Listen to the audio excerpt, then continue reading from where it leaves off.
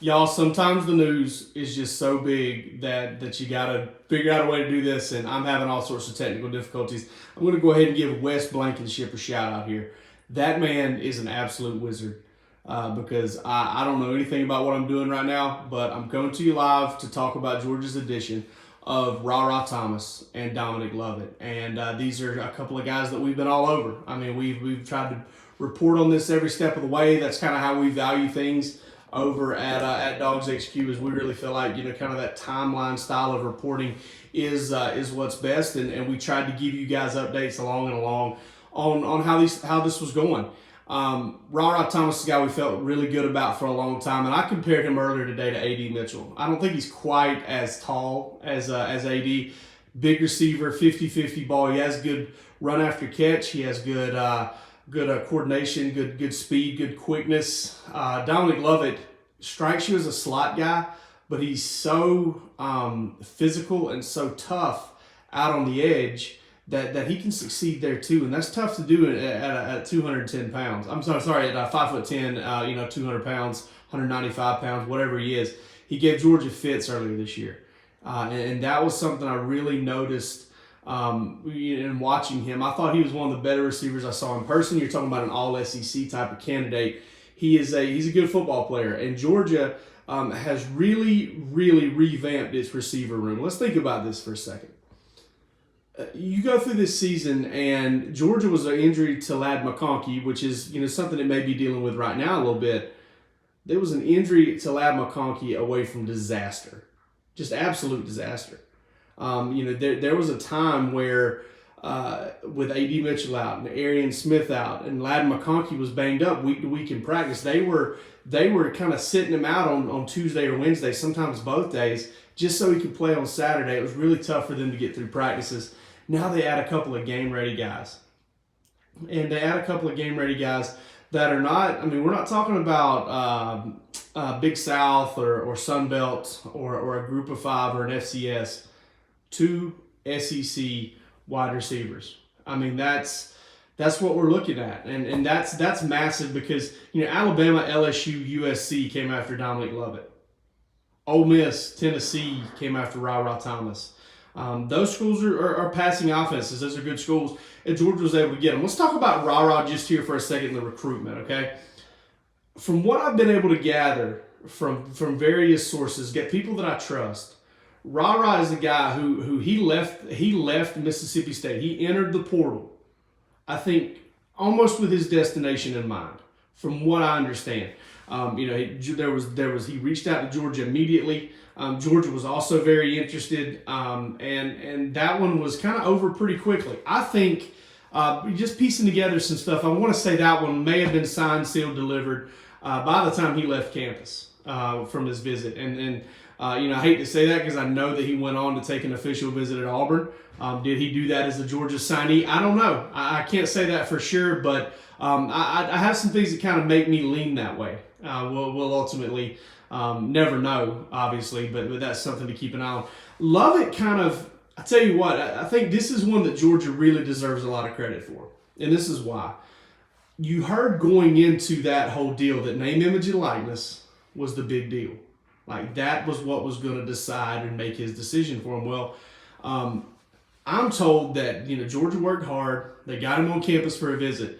And once he kind of got to see the culture and once he kind of got to see what Georgia's all about and the way they're going to challenge him, it became less about NIL. I'm not saying that wasn't still the driving force, okay?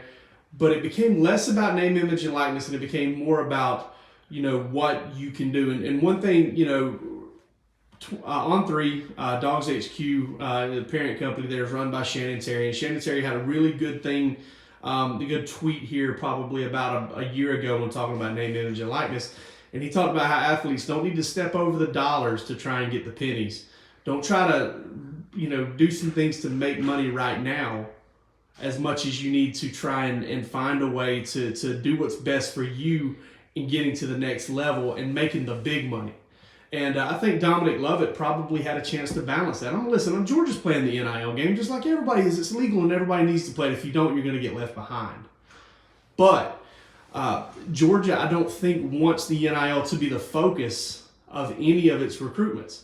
And that's something that I think, is they've done a really good job of getting good players and also getting that message across to them. What this does for the receiving room is multifaceted. One, just those two guys right there check off all the boxes. Speed, route running ability, size, run after catch. Those guys, just those two check it off. Well, add them to Ladd McConkey and Marcus Rosemy-Jackson and A.D. Mitchell. You're checking off every box more than once. Now, when I look at who Georgia is bringing in, right? You got Ladd McConkey and A.D. Mitchell there. Those are two really good guys to learn from. You got Lovett, you got Rara Thomas, two more really good guys to learn from. And that's where we're at. And so that's where Georgia is kind of operating from as a coaching staff. One, they've added depth, they've added competition to the room, they've added talent to the room, they've added playmaking ability to the room. And now what we're going to see, and Georgia fans need to get ready for this, the expectations are going to be really high. And if Carson Beck or Gunnar Stockton or Brock Vandegrift or whoever is Georgia's starting quarterback, Wes Blankenship, whoever, they're going to have some high expectations to start next season.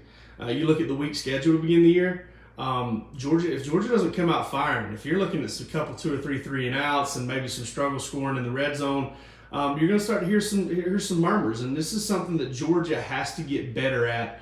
It has to not get better at. That is something that Georgia has to work hard at. This offseason. They have to get these guys ready to play. They have to get them into the culture. They have to get them into the offense. I don't think any of that will be a problem because I don't think either one of those teams runs super simplistic things for wide receivers. It's never really simple for receivers. You look at Rara Thomas playing in the air raid scheme. Those guys don't know what route they're running most of the time. Whenever the ball is snapped, they adjust to the defensive back on the fly. And I think that's something that he'll be able to bring that adjustment, side adjustment, and option routes and things like that to the table. But I'm also very, very high, very, very bullish on this group that Georgia already has on campus. Yazeed Haynes, Tyler Williams, and Anthony Evans. You're talking about speed. You're talking about size. Again, checks off all the boxes. Now, before I let you guys go, I'm going to go ahead and just level with you right now. Some guys are going to leave. I don't know of any specifics just yet, but some guys are going to leave. There are going to be guys that play in Mercedes-Benz Stadium for Georgia against Ohio State that are not going to be on the roster next year. But Georgia is in much better shape to absorb that than it was last year when the celebration had barely calmed down before Jermaine Burton had transferred to Alabama. And I think both are going to be, listen, that's a good question. That's a good question from us, apparently. I think they're going to be ready right away. That's why you go out and get those guys so that they can play for you immediately. And I expect both of these guys to be impact players for Georgia in the immediate future. And you're going to get your first look at them provided they stay healthy at G-Day. And, I think Rara Thomas's skill set may translate a little bit more to being successful if he's unfamiliar with the offense. But neither one of these guys should have a problem. They're 21-year-old guys who have played offense and they've seen stuff, they've broken stuff down, they've run scout team stuff. They should be able to catch on quickly with a spring to get there. And so another thing too is the speed of the game's not going to freak them out. They've been held by SEC corners and smacked by SEC linebackers.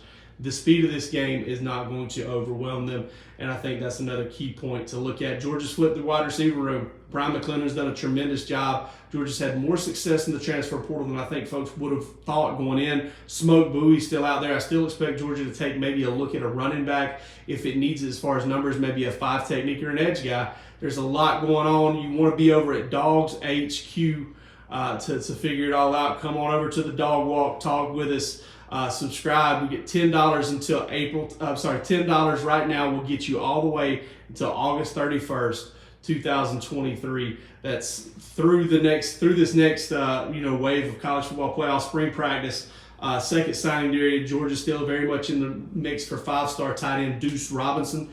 Georgia's going to be very much going after him down the stretch. And, trying to keep another couple of guys that didn't already sign there. They're not done with the transfer. So much to cover, and you can get it all at DawgsHQ for $10 from now until August 31st, 2023. Thanks for joining me tonight, folks. I'm Jake Rowe at DawgsHQ, and y'all take care.